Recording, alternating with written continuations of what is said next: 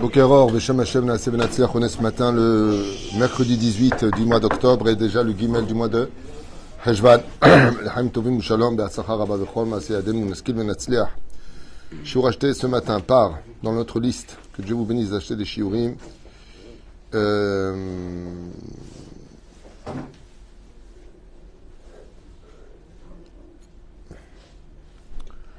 Ok. Je ne savais pas qu'il y avait un thème, donc pour ce matin, c'est Lashon Hara, mauvaise parole.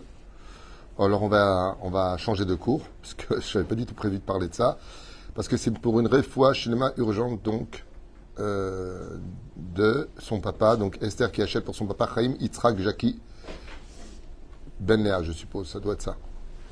Yiratson chez Zchut HaTorah, Vagen Be'edo Shlachlu Achlama Mira Ubriyut Ena Réfoua Shlema. Que de bonnes nouvelles, Be'ezrat Hashem Yeshuot Ve'nechmot pour Chaim Yitzhak Jackie Ben Léa. Par le mérite de cette étude, et bien sûr, pour toute notre liste, pour tous nos soldats, pour tous ces shvouim qui sont faits prisonniers, Be'ezrat Hashem, qu'on ait que de bonnes nouvelles et que la paix revienne vite. Be'ezrat Hashem dans de meilleures conditions, avec, si c'est possible, la Géoula à la clé. Bon, puisqu'on m'a demandé de parler de la Shonara ce matin, on va en parler. À Kol Me'et Hashem. Tu vois, c'est dans la liste, je suis. Et on nous demande de parler de ça. Qu'est-ce que cela veut dire? À Emet, on va parler du sujet. On va parler à l'ennemi de la vraie identité du peuple d'Israël. Si on devait faire preuve de sincérité, allez, soyons clairs, soyons honnêtes. Ok? Depuis quelques années, est-ce qu'on peut dire qu'on aime les religions en Israël? Est-ce qu'on peut dire qu'ils nous haïssent? Vous pouvez le dire ouvertement. C'est marqué dans la Gemara de Ktubot, c'est marqué dans de Sota, c'est marqué dans Sanhedrin. Ireachet imasu. C'est pire que, c'est même pas de la haine. C'est on en a marre de vous, si vous pouviez dégager du pays. Est-ce qu'on peut dire qu'entre nous, ça allait bien? Non. Je veux dire ouvertement, au niveau du travail, des conflits tous les jours. Est-ce qu'on peut dire qu'au niveau des couples, c'est bécédère? C'est une catastrophe. On a aujourd'hui 50% de divorces. Et même pendant cette période difficile de guerre, mon téléphone sonne. Rav Tutu, je suis désolé. Attendez, qu'est-ce qu'il y a? Ça va pas du tout avec mon mari. Zekch, même pendant les sirènes, vous trouvez les moyens de vous engueuler dans le bunker, comment on dit bunker en hébreu? Mamad? Même dans le mamad, les gens, ils se prennent la tête. Espérons que tu crèves, t'as qu'à sortir, de toute façon, tu me verras plus. Alors moi, je veux bien, mais qu'est-ce que c'est la définition du Lashon Hara? La définition du Lashon Hara, c'est dire des vérités péjoratives sur l'autre. C'est ça le Lashon Hara. Et quand on voit encore aujourd'hui, d'une certaine façon, ce qui se passe, est-ce qu'on peut dire qu'on a réparé ça encore? Chouva Hilo. Moi, justement, ce qui me fait extrêmement peur, c'est le lendemain de la guerre. J'ai extrêmement peur. Je dis franchement, s'il n'y a pas la Géoula, on plongera dans les abîmes comme jamais on les a connus. Jamais. L'histoire de mon peuple me fera peur. Pourquoi? Parce qu'on va chercher qui était le responsable, les dégâts collatéraux. Et ensuite, voilà, heureusement qu'il n'y avait que l'armée, le monde des religieux, des yeshivot, mis de côté encore plus. J'ai très peur de ça. J'ai très peur parce que, en 38 ans que je suis là avec les guerres qu'on a passées, c'est ce qui s'est passé. Chaque fois qu'il y a une guerre, on a plongé encore plus dans les abîmes après. Donc, un an vertu en vaut deux. C'est pour ça que j'espère, et je le pense très sincèrement, que cette allumette est en train de mettre le feu à la Géoula. Je pense. C'est comme il y a le fil comme ça avec la charge. Pour moi, ce fil-là, c'est pas 1948, c'est pas 67, c'est pas 73. Non. C'est ce qui nous mènera à la Géoula finale. C'est ce que je pense maintenant, encore une fois. On s'est tous gourés autant qu'on était. Tous. Il n'y a pas un rave qui a donné une date qui était bonne. Pas un. Non pas parce qu'ils se sont trompés, ce qui ferait sourire beaucoup de réformistes. Non, ils ne se sont pas trompés. C'est nous qui avons oublié de descendre pour la Géoula. Descendre du train. C'est-à-dire que le train nous a emmenés à la station de la Géoula et nous, on n'est pas descendus. Ça veut dire que c'était une année propice à la Géoula. Comme dit le Harizal, Shnat Alpaïm. Shtachas, c'était l'année de la Géoula selon le Harizal. Une année propice à la Géoula. Seulement, si on ne la veut pas, elle ne vient pas. Et qu'est-ce qui empêche la Géoula de venir? Le Lashon Hara. D'où est-ce qu'on le sait? De la Gemara elle-même qui le dit, de nos Chachamim, dans tous les livres. Le Beth Amikdash a été détruit à cause du Lashon Hara. Et il ne sera reconstruit que grâce à la shtika, c'est-à-dire au fait de se taire. Aval de l'autre côté, Am Israël Kedoshim. Alors moi je veux bien, tu vois, quand on dit Am Israël Kedoshim, mais si je fais un récapitulatif sans faire de la shonara, juste pour essayer de retirer le pu qui se cache sous l'épiderme, moi on a de voir, est-ce que Béhémet, on est Shomer Shabbat tous autant qu'on est? Non. Combien de Shomer Shabbat en Israël, vous savez? 20%. C'est un séquer qui a été fait par Meretz à l'époque. 20% de Shomer Shabbat. Combien il y a de traditionnalistes en Israël? 80%. Ce que je vous donne, c'est les chiffres qui ont été faits par Yediot Acharonot. Vrai ou faux, c'est à peu près c'est approximatif.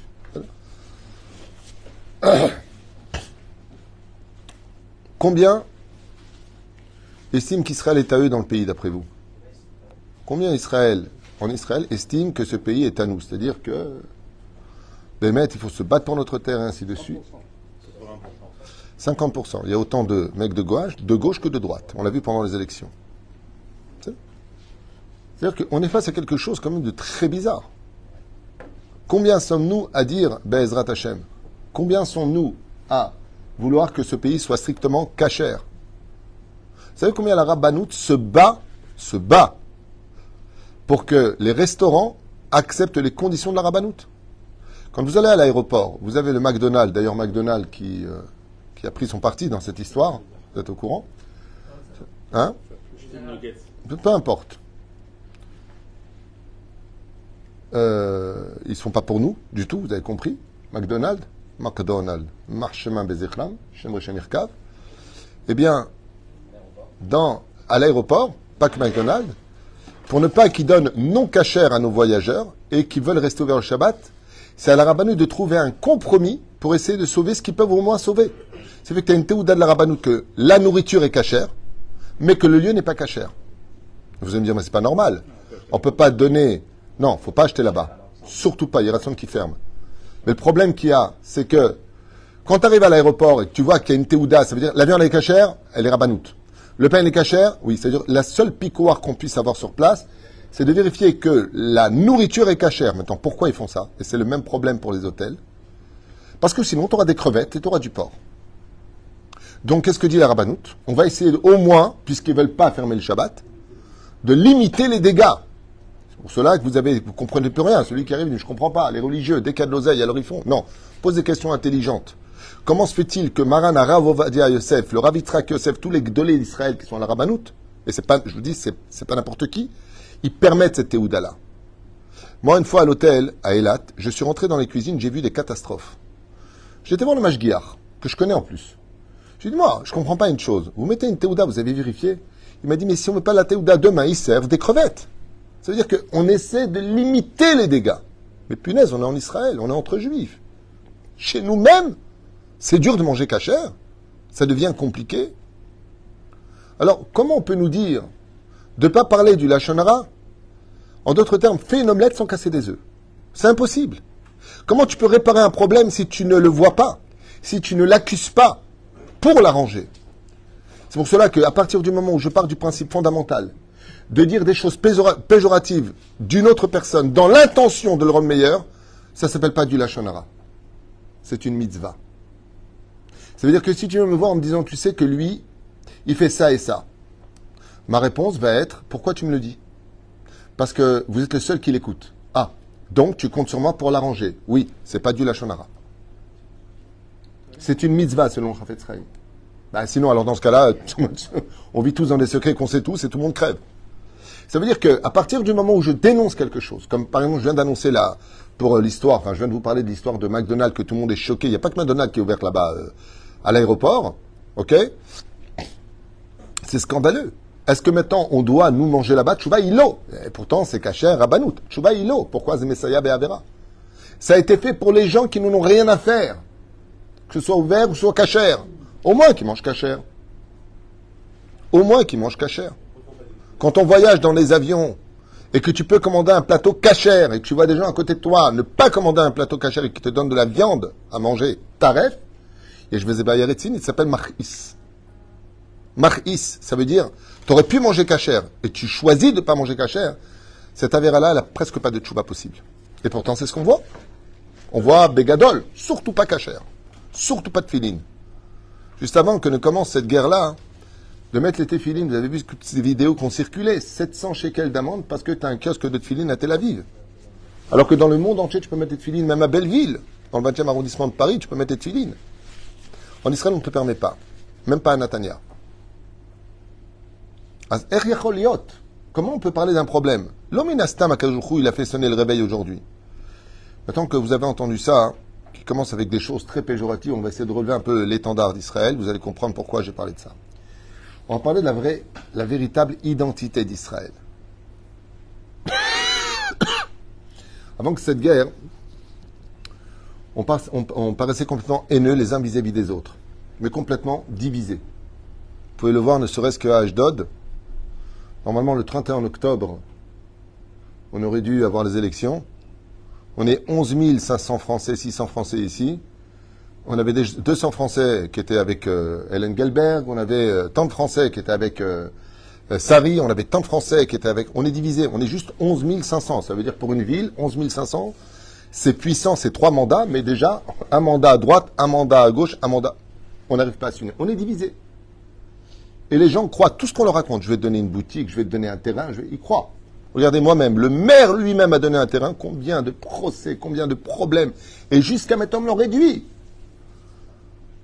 Ils peuvent rien te promettre s'il n'y a pas l'accord de toute la coalition. Donc tout ce qu'ils te promettent, c'est du vent. Et les gens tombent dans le piège. Ouais, elle est bien, ouais, ça si, ouais, elle aime la Torah, pas la Torah. Azov. Vous avez un représentant qui est à l'Amérique, qui s'appelle Rav Twitou, qui a fait ses preuves dans tous les sens du terme, a toujours aidé et répondre à tout le monde. Et on a les moyens de se diviser. Alors qu'on s'aime tous et on se connaît tous en plus. Salut, comment vas-tu? Allô, Mevin. Quand il s'agit de questions d'halachot, de décisions à prendre pour ton travail, tu sais venir me voir. Et quand il s'agit de l'avenir de cette ville sur laquelle je me tiens comme une Chomat Barzel, tu trouves le moyen d'aller voter ailleurs? Mais la réponse à dire, c'est la prochaine fois que tu as besoin de quelqu'un, va le voir lui. Mais le pire, c'est pas ça. C'est qu'il vient de te voir. Ça s'appelle de la chutzpah. Asbon avec ça, depuis ce massacre qui a frappé notre terrible massacre, nos soldats, nos enfants, pardon, durant ce Shabbat de Simchat Torah, et ensuite des pluies de missiles que nous avons reçus jusqu'à aujourd'hui, Hachem nous a tous amenés à une mobilisation. Et j'aimerais comprendre quelque chose. Aujourd'hui, Bémet, on est tous mobilisés, tous. Tous les juifs du monde entier sont mobilisés aujourd'hui. Ben tirtu, ben ou tirtu. Le nombre d'appels qu'on a de France, des États-Unis, du Canada, de partout. De partout, les Juifs appellent. Comment ça va en Israël? Comment vous allez? Jamais moi j'ai reçu un téléphone comme ça. En général, quand on m'appelle, c'est j'ai la rate qui se dilate, le menton qui est trop long. Là, ça va, Rav Tutu, vous allez bien? Ça va, Ashdod? Jamais on m'a fait ça, moi. Mankara. Hachem nous a tous amenés à nous mobiliser et de travailler ensemble, de partager, de livrer aux besoins de cette guerre, malheureusement, tout ce dont ils ont besoin, que ce soit des denrées alimentaires, des vêtements, des tzitzit, des téfilines. Aujourd'hui, on va livrer des téfilines, on en a acheté hier. Les soldats demandent des téfilines, on demande du tikkun haklali, des batteries de portables, des casques, des gilets pare-balles, des choses bizarres. Ceci étant, bon, c'est une discussion que j'expliquerai plus tard. Parce que c'est vrai qu'il y a pas mal d'erreurs qui sont accomplies au niveau de l'organisation, beaucoup d'erreurs même. J'ai beau essayer de prendre la défense, mais à un moment, avec tous les témoignages que j'ai, la maréchette, elle est un peu compliquée. Et d'un coup, il y a une question qui se pose aujourd'hui. Où est la haine? Où est la haine? Où est la haine dehors? Vous savez qu'aujourd'hui, quand on me croise, même les Russes, ils me disent bonjour. Vous savez ça? Avant la guerre, j'avais même fait une vidéo de ça. C'est pas une blague, hein, ce que je vous dis. J'ai des témoins qui l'ont vu. Je viens prendre dans l'ascenseur.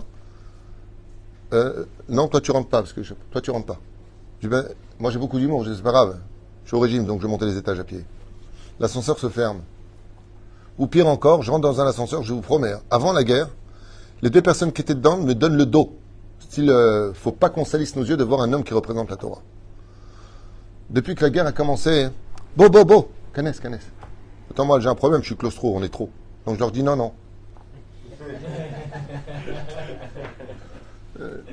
Mais moi je me pose la question, Maëvdel, quelle différence y a-t-il entre cette haine démesurée qu'il y avait entre nous, à tel point que j'avais même dit à mon avis Rabbi Asher Salfati, À l'époque, je ne sais pas si tu te rappelles, mais moi, s'il n'y avait pas la mitzvah de vivre en Israël, je me serais barré.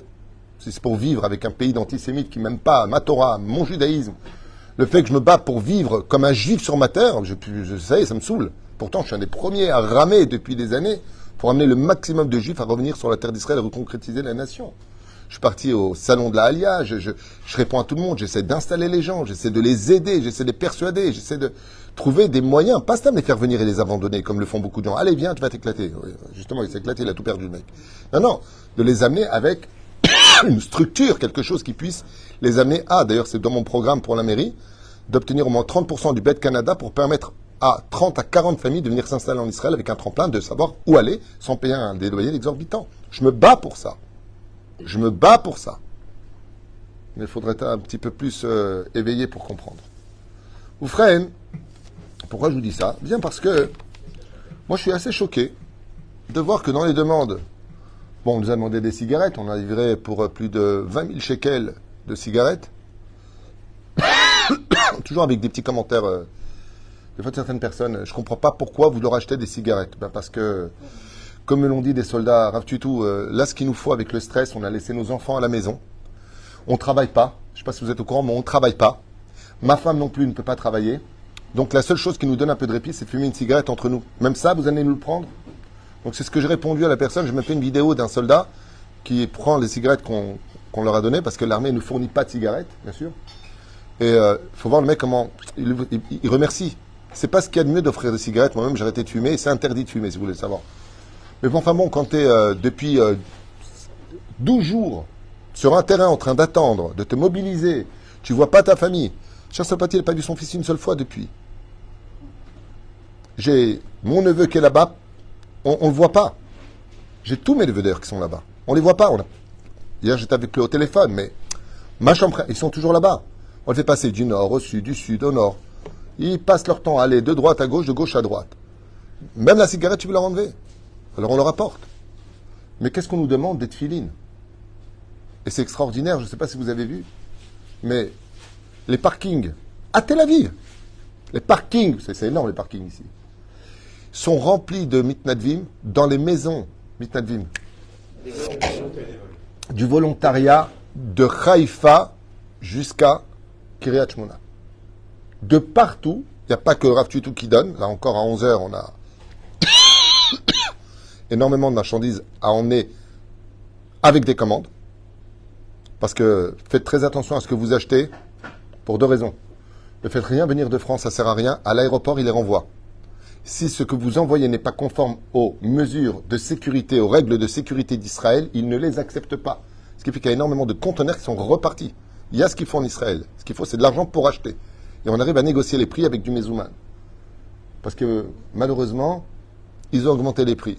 Là, j'avais commandé une tonne de choses à 75 shekels. La semaine prochaine, je les ai recommandés pour la semaine prochaine parce qu'on a des demandes de nos soldats.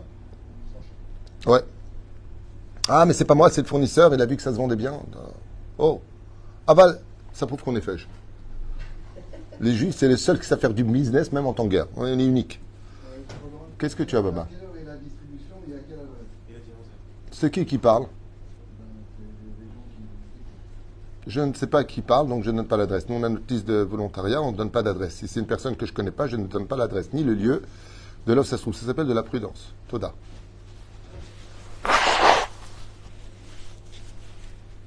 Ou Fren, pour ceux qui ont l'habitude de venir, c'est au même endroit, à la même heure. Comme ça, ce sera clair. Donc on a des tfilines qui sont demandés, le tikkun haklali qui est demandé, le sefer hamidot qu'on a livré, les tzitzit par milliers, on en a cherché dans tout le pays. Là, ils sont en train de les fabriquer, comme des fourmis. Tous les soldats, même sans kippa, même ceux qui ne sont pas Shomer Shabbat, ils veulent des tzitzit et ils se mettent à danser. Makara, moi je pose une question. Écoutez bien la question que je vais vous poser.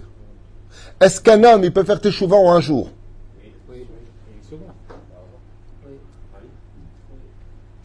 Vous avez contredit tous les livres de Torah. Enfin, le Harizal, il dit qu'il faut même plusieurs Gilgulim. Kol Reshem Yashmid. Ad Arba Gilgulim. Je répète la question. Vous avez déjà vu, vous, des gens qui ont fait teshuva en un jour? Dans la Gemara, là-bas, c'est rapporté. Les femmes, et après même Tu viens de donner la réponse. Ben Gourgia, tu viens de donner la réponse, il y en a eu un. Chazak ou Baruch. Tu viens de prouver Non. C'est pas le rôle.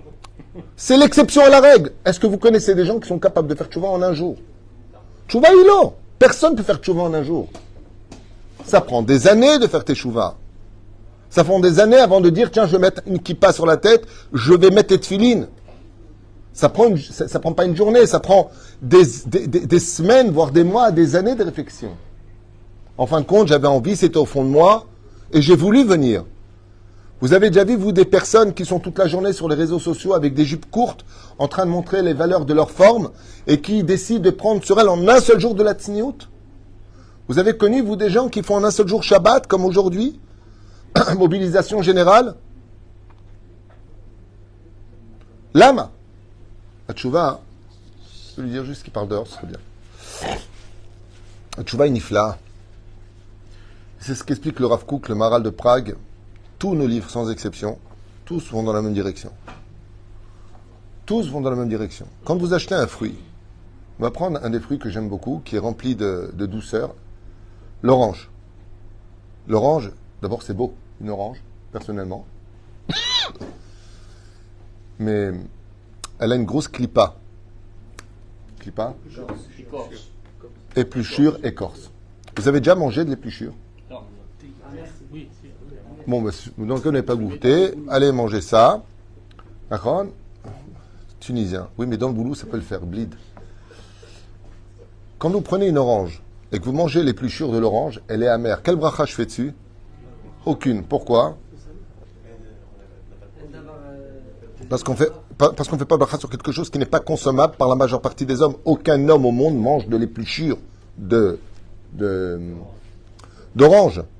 Donc, comme personne, la grande majorité des humains ne mangent pas ce genre de choses, on ne peut pas faire bracha dessus. C'est comme quelqu'un me dit, moi j'aime boire de l'huile. Qu'est-ce que je fais comme bracha? Chez lui, Hassané Tunisai. Atchouvaï, quand tu vois une orange, l'épluchure elle est amère. Mais une fois que tu enlèves l'épluchure, vous allez voir qu'il y a encore des choses à enlever. Des fils comme ça de blanc. Et ils ont un goût aussi bizarre. Ils ont un goût qui falsifie le vrai goût de l'orange. Mais une fois que tu les enlèves, comment elle est ton orange? Elle est sucrée, juteuse, elle est bonne. Et elle se divise en quartiers. La vraie nature du peuple d'Israël, c'est cette orange. Il suffit tout simplement qu'un seul couteau vienne éplucher l'orange, ou qu'avec tes doigts, tu commences à retirer cette épluchure pour qu'apparaisse d'un coup la vraie nature du peuple d'Israël. Et la question, la réponse à la question que je te demandais, est-ce qu'on peut faire tchouva en un jour? Oui, la preuve en est. Ce que fait me répondre, regardez ce qui se passe aujourd'hui. C'était ça la réponse. Ça veut dire qu'il faut enlever l'épluchure. Il faut recevoir sur nous les sirènes et nous rappeler qu'on est tous juifs, parce que eux, quand ils envoient des missiles, ils vont pas dire, ah non, lui, il est kippa sruga, lui, il est kippa shrora, lui, il a pas de kippa, lui, il fait shomer Shabbat, tu fais pas shomer Shabbat. T'es juif, tu crèves, Nikuda. Quand ils sont arrivés là-bas, ils n'ont pas tué des gens qui étaient shomer Shabbat, pas shomer Shabbat. Ils ont pris aussi des non-juifs avec eux. Mais t'étais avec les juifs, tu mérites de mourir. T'es emmené. On fait pas de différence. Il y a du juif, on prend. Et ça, c'est quand Akadosh Baruch Hu, en un instant, il retire l'épluchure de notre peuple. Ça veut dire que si Akadosh Baruch Hu nous dit tous les matins de dire Asher Bachar Banu Mikol Ha'amim, de tous les peuples, nous avons été choisis. Pourquoi? Réponse de Yalozur Hazim, parce qu'on est un peuple humble, parce qu'on est un peuple uni, parce qu'on est attaché à une racine qui vient de Avraham, Tzrak, Yaakov, Sarah, Rivka, Rachel et Léa. Parce qu'on vient d'un monde où on n'est qu'une seule famille. On est une seule famille. Regardez, Israël est sur sa terre. On cherche les Juifs partout où ils sont, sur terre. Et on va poser la question, mais quel rapport entre un Juif qui va vivre au New Jersey et nous? Il n'y a pas de rapport au niveau géographique, au niveau de cette guerre. Pour les ennemis d'Israël, lui, c'est un de chez nous. Mais je ne connais même pas. C'est un Ashkenaz, il mange du gefilte fish. Moi, je mange du couscous boulette. Quel rapport entre lui et moi? Non, Kolosko. On ne se connaît pas. Pourquoi tu lui fais du mal à lui? À la limite, tu veux te venger de nous. C'est ici. Pourquoi tu lui fais du mal aux Juifs de France? La réponse est simple. Parce que tous les ennemis d'Israël, depuis des siècles, savent qu'on n'est qu'une famille sur terre, et peu importe où on habite. Moi, j'ai un fils qui vit à Elad, j'ai un fils qui vit à droite, j'ai un fils qui vit à gauche, mais c'est mes enfants. Ça veut dire qu'on est malgré tout une famille. C'est pas parce que le fils de ma femme vit en face de chez nous que ce n'est pas son fils. L'adresse ne joue pas de rôle dans l'union d'Israël. Et c'est ça qui est extraordinaire, c'est que dès qu'on nous rappelle que nous sommes une seule famille, alors Israël se débarrasse de son épluchure et en un seul jour, on est capable de voir des milliers de personnes, oui, faire teshuva. Est-ce qu'elle tiendra ou pas? Ce Dieu le sait. Mais ce qui est sûr et certain, c'est que Baruch Shemu, je vous donne un exemple.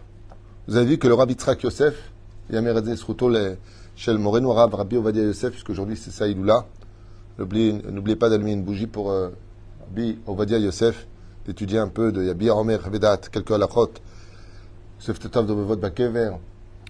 Chers amis, je ne sais pas si vous avez vu les vidéos, mais qu'est-ce que fait le Rav Yitzhak Yosef? À part étudier la Torah et de s'occuper des problèmes internes de son rôle en tant que grand homme d'Israël, il va de base en base bénir les soldats. Moi, j'ai une question à poser. Une seule question à poser. Pourquoi il ne l'a pas fait avant? Vous ne permettez pas? D'abord, il y avait un problème, c'est qu'on ne permettait pas aux rabbinim de rentrer. Ça, je peux te l'affirmer. Moi-même, j'ai voulu plusieurs fois dans des bases pour donner des cours, surtout pas. Qui passe Rouga et ça passait à peine. Qui passe Rora, pas du tout. De peur que nous soyons en train de les convertir au judaïsme pratiquant. Mais ça a démontré une chose. Tout le monde est heureux de voir venir le grand rabbin d'Israël avec sa toque, sa djellabia, avec ses fils d'or, bénir les enfants d'Israël. Il a fallu cette guerre pour voir enfin que le monde orthodoxe s'est complètement mobilisé en tant que volontaire. Je ne sais pas si vous êtes au courant, mais j'ai même des photos de cela. Ils sont partout. Ils aident et ils portent et ils font. Vous savez combien se sont engagés volontairement dans l'armée d'Israël? Ils sont en Itkonenout. Il y a plus de 15 000 qui sont sortis des yeshivot sur l'ordre des rabbanim pour aller aider nos soldats. Qu'est-ce qu'on est en train de prouver d'un coup? La vraie nature d'Israël. Notre vraie nature. C'est pour ça que je ne quitterai pas mon pays, même si l'épluchure, des fois, elle est insupportable et qu'elle est trop amère au jour le jour. Mais quand je regarde l'épluchure et que je sais que je peux l'enlever, que derrière il y a un fruit extraordinaire qui est juteux, c'est ça que Dieu voit en nous. Il voit l'intériorité de ce que nous sommes. Et c'est pour ça que le Lachon Hara ne s'adresse qu'à l'épluchure. Quand tu parles du mal de quelqu'un, c'est parce que tu parles de l'épluchure qui est ta mère. L'orange, je te prends une épluchure d'orange, qu'est-ce que tu en fais quand tu le vois sur la table? Tu le mets à la poubelle. Il y a des gens, on a envie de les mettre à la poubelle. Parce qu'ils sont amers. Mais Akadosh Baruch Hu, il est Chelek Elokam Imal. Dieu, il est en nous. Et ce jus-là, il est tellement matok, tellement pur, que Akadosh Baruch Hu déteste ceux qui parlent du mal des uns et des autres sans relever les choses. C'est-à-dire que si tu veux enlever l'amertume du juif qui te dérange parce qu'il est vraiment à côté de ses pompes, parce qu'il te fait du mal, n'oublie pas qu'à l'intérieur il y a un fruit. Et c'est de ça dont Akadosh Baruch Hu nous parle. Pourquoi tu parles du mal de ton prochain? Pourquoi tu t'attaches à l'épluchure de ce qui est en lui? Moi je vous pose une question. Je ne sais pas qui a fait tchouva ici. Je l'ai dit en toute franchise. À l'âge de 18 ans, je n'étais pas encore religieux. Du tout. Du tout, du tout. J'étais sur le chemin de me poser des questions. Boîte de nuit, machin, truc chouette. Okay. Avant cela, je faisais ni Shabbat, ni Kippour, ni manger cachère. Même pas Kippour. Je faisais pas Kippour. Je le dis ouvertement, je ne faisais pas Kippour. Pourtant, on dit les Juifs de Kippour. Moi, j'étais encore plus loin que ça. Je me rappelle encore de moi en train d'allumer le feu pendant Kippour et me faire une casserole de lait. Et on regardait 3 fois les 10 commandements pour passer l'heure. On n'a rien à faire. Mais pas Kippour. Vous savez pourquoi? Parce qu'on ne nous a pas appris la Torah. On ne nous a jamais parlé de Shabbat, de kasher. On savait qu'il y avait du kasher. On achetait chez Lulu la viande. Mais bon, on était assimilés, quoi. On était complètement à la masse. 1954, on est venu de Tunisie. Bon, c'est français. Et puis voilà, quoi. Je veux dire, on est rentré dans les belles années, il y avait de l'argent, c'était une belle époque. On était complètement assimilés, mais on était feuge, sympathique. On se voyait devant le thermomètre, on allait au gibus, on appelait ça la yeshiva du gibus. Pourquoi j'ai une yeshiva du gibus? Un jour, en plein gibus, il y a malheureusement un juif qui s'appelait Jonathan qui est décédé. Et d'un coup, j'entends au micro, c'est la première fois que j'entendais un kaddish, c'était en boîte de nuit, Idgadal Vikada Shemeraba, et tout le monde répond Amen. J'ai dit, oh punaise, c'est quoi ce truc? On était en train de danser devant les miroirs comme ça.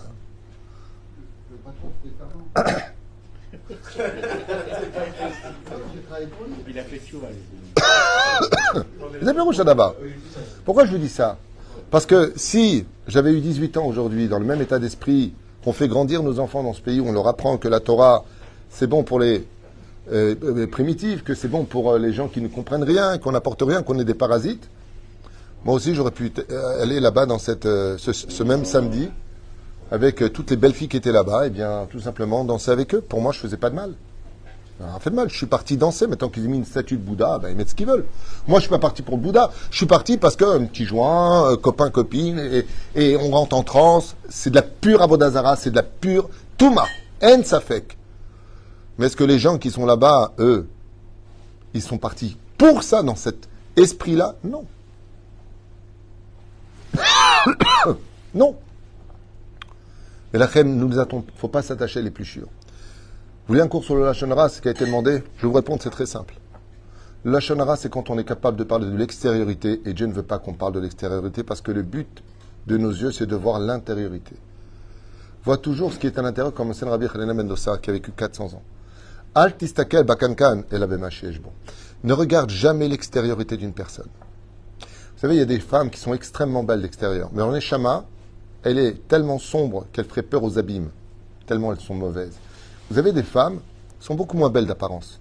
Mais si on était capable de voir leur Neshama, d'ailleurs c'est ce qui se passe pour les morts très souvent, les tzadikim, les vrais tzadikim, ceux qui arrivent à un degré que je voulais faire dans le cours, l'autre shiur que j'avais préparé, eh bien les tzadikim, eux, quand ils voient quelqu'un, ils ne voient pas le corps, ils voient la Neshama.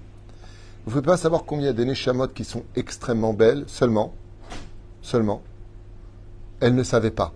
Elles n'ont pas exploité cet environnement, cette pnimiout qui était en eux. Combien de Hozrim Bitchouva on a vu qu'avant de les connaître, ils étaient dans la drogue, ils étaient dans la prostitution, ils étaient très loin de la Torah, comme Resh Lakish, comme Rabbi Akiva, et bien d'autres, même si ça se discute. Il y a les Trosafot qui disent qu'ils avaient fait Tchouva avant, ils sont revenus en arrière, peu importe.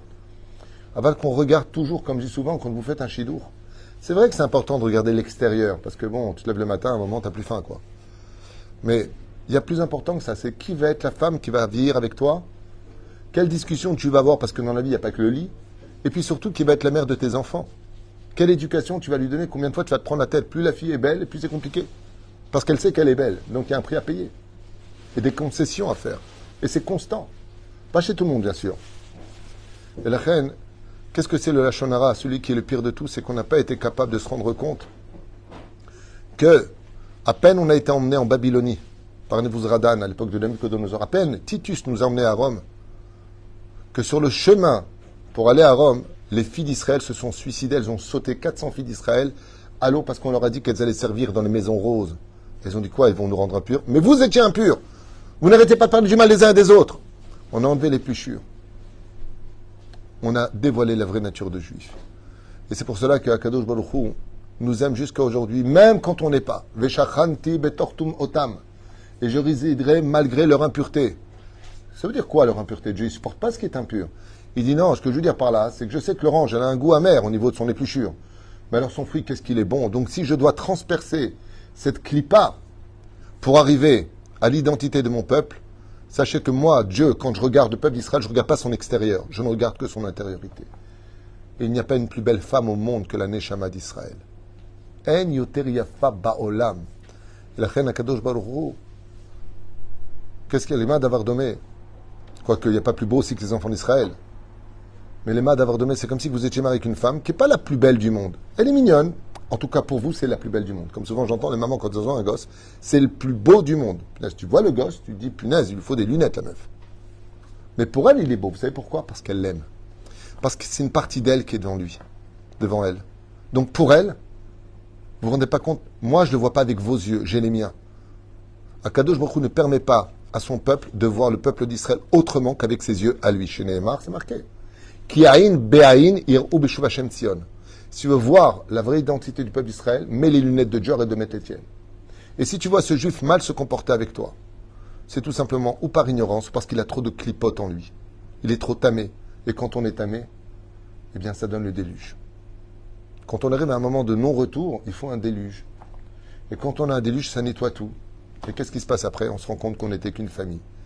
Noir sort de la Teva avec ses enfants et leurs femmes. Qu'est-ce qui restait sur terre pour redémarrer l'humanité? Une famille. Une famille paisible, Noir. Mais la guerre est finie et ça replonge dans la tour de Babel. C'est ça qui fait peur. La Chem Bezrat Hashem, Shiniske, Tishmora la paix, Bezrat Hashem. Et n'oubliez pas un détail, on ne chasse pas l'obscurité avec des coups de bâton, mais avec des coups de lumière. PéroucheAdavar, qu'on soit encore plus exemplaire, plus dans la Torah, qu'on se renforce beaucoup plus. Et comme je vous l'ai dit ce matin, la plus grande assurance vie du peuple d'Israël aujourd'hui, avec ce mouvement qui se lève dans le monde entier de haine contre Israël, alors que le Hamas a envoyé un missile ça a été filmé, genre le missile il sort de chez eux, d'ailleurs juste à côté de l'hôpital, c'est quand même bizarre, le missile il sort 2 rues à côté de l'hôpital, c'est filmé hein, sur internet, c'est pas moi, wallah c'est pas moi. Le missile il sort, on ne sait pas ce qui se passe, il fait une boucle et il descend sur l'hôpital. Incroyable. C'est-à-dire qu'il s'automutile et la haine est contre nous. Comme quoi qu'il n'y a vraiment pas besoin de vraies raisons pour avoir de la haine contre Israël. Mais il y a une chose de sûre, c'est que nous, on doit faire attention à une autre sorte de missile qui fait exactement le même trajet. C'est que notre langue, elle est plus puissante qu'un missile. Le missile ne peut aller qu'à une certaine distance, elle est mesurée. La langue, elle peut traverser tous les univers. Et elle arrive jusqu'à Dieu. Pour cela que les missiles sont tous tenus droits, ou plutôt en Larson, la langue est allongée. Hazal, ils disent, pourquoi la langue, elle est... Tous les membres sont droits. La langue, elle est allongée. Il dit, parce qu'avant de la réveiller, réfléchis bien à ce que tu vas dire. Khalam Israël, aujourd'hui, la Gemara nous dit dans son même tête, à Moudbet, que celui qui veut sauver sa vie aujourd'hui, non seulement il y a intérêt à faire vraiment teshuva, je conseille vraiment à tout le monde, écoutez bien ce que je vous dis. Les femmes, devenez tsanoua, arrêtez vos ch'touillottes avec Shabbat, devenez shomer Shabbat kilchata. Mangez caché, respectez la nida, faites le shlom bayit. Le shlom bayit, c'est pire que le Hamas. Ce qu'on est en train de se faire aujourd'hui entre nous, c'est pire que tout. Faites des shlom bayit. Si c'est pas possible, au moins, et que vous n'avez pas réussi votre mariage, réussissez au moins votre divorce. Réussissez au moins quelque chose dans vos vies. Et surtout, n'oubliez pas de dire à chaque pas de votre vie, chaque action, Be'ezrat Hashem, imirte Hashem, enanu leishen elal vishu b'shamayim. Comme ça dit la Gemara. À la fin des temps, Baharit be'gva de Meshicha, be'gvata de Meshicha. Je vous enlèverai ça et ça et ça et ça et ça. Jusqu'à ce que quoi? Jusqu'à ce que vous dites maintenant, il n'y a plus que Dieu qui peut nous sauver. Encore hier, non, j'avais pas 20 ans. Encore hier, je regardais des informations de la 12e chaîne sur le portable de mon épouse. Il y a un cachet, le sien ne l'est pas, parce qu'elle travaille avec. Et j'étais apeuré, j'étais presque dégoûté. Pas une fois, les commentaires disaient « si Dieu veut ». Il n'y a pas, surtout pas les commentaires de nos soldats. Pas une fois, nous sommes prêts, nous sommes ceci, nous nous sommes préparés à ce. À ce point-là, t'aimes pas Dieu dans ta vie? À ce point-là, t'as honte de le dire? Ça fait quoi, primitif? Akadosh Baruch Hu nous emmènera jusqu'à ce qu'on rappelle que sans lui, on n'est rien. Que sans lui, on n'est rien. Où était le Shabak? Où était le Mossad? Où était le Shin Bet? Pendant 10 heures, ils ont ouvert les trucs. Aller-retour, ils ont pris ce qu'ils voulaient, ils sont servis. Et elle est où, le grand Israël? Oui. Vous savez pourquoi ils ont fait ça à côté de Gaza? Cette fête, il faut être stupide pour faire une fête à côté de Gaza quand même, non? À cause de l'orgueil d'être sûr que c'est nous qui faisons les choses. Vous avez tous entendu cette vidéo que j'ai fait écouter hier. Des soldats qui avaient que 6 chargeurs. Ouais. Et que quand ils ont fini le 5e chargeur, ils ont mis le 6e et que pendant 10 heures, ils ont pu se défendre avec. Ils ne comprenaient pas qu'il y ait autant de balles, puisque par terre, il y avait des tapis de balles. C'était tellement miraculeux qu'ils n'osaient pas y croire. J'ai fait entendre l'enregistrement ici. Donc le cours d'hier, vous pouvez l'entendre, je l'ai fait entendre. Les soldats disent, c'est pas possible. On avait un chargeur. Combien on a de balles dans un chargeur? 30, dans le meilleur des cas. On en a tiré plus de 300. Comment il y en avait dedans? C'est l'histoire de Baba Sela avec la bouteille. Et là, ils ont tous dit, c'est pas compliqué. Ou on a rêvé, ou alors Dieu est avec nous. Eh ben, punaise. Eh ben, punaise. Mazel Tov. Alors, sachez une chose, Dieu est avec nous. Dieu ne nous laissera pas. Juste qu'on fasse très attention que il y a l'ennemi extérieur qui est l'épluchure. Et puis, il y a l'ennemi intérieur, c'est notre langue. Si on veut la Géoula aujourd'hui, Shinishmor à la paix. Et si tu as quelque chose à dire d'un autre juif, ça a une condition. D'arriver au jus. Pour le relever. Et pas pour l'enterrer. Et Shuvot ben Chamot, Ava ve'arva, Shalom bereut. Et que Bezrat Hashem, surtout, ne craignez rien et n'ayez pas peur. Dieu ne nous laissera pas. Comme je le dis, on doit plus avoir peur de nos fautes que des ennemis. Parce que, laissez-moi vous dire une chose dure à entendre, même si c'est pas ce que vous avez envie d'entendre. Mais maximum, qu'est-ce qui peut nous arriver à part mourir? Et donc on meurt. De toute façon, on mourra tous un jour. Alors on est mort pour notre nation, pour notre terre. Au moins, on n'est pas mort pour rien. Mais par contre, la avérote que l'on fait, elle nous enlève l'éternité du Olam Haba. Hachem Emit ou Mechaye, les anges de la mort, après la mort, ils te font vivre, ils te font mourir comme ils veulent. C'est marqué comme ça, c'est pas moi qui l'invente. Hachem Emit ou Mechaye. Comme l'a dit Rabbi Yochanan ben Zakkai. Allez, vaille que vous ayez autant peur de craindre Dieu que comme vous avez peur de vos ennemis. Allez, vaille. Chen Shadam itchazek, v'nachzor b'tshuva shlema, amen ve'amen.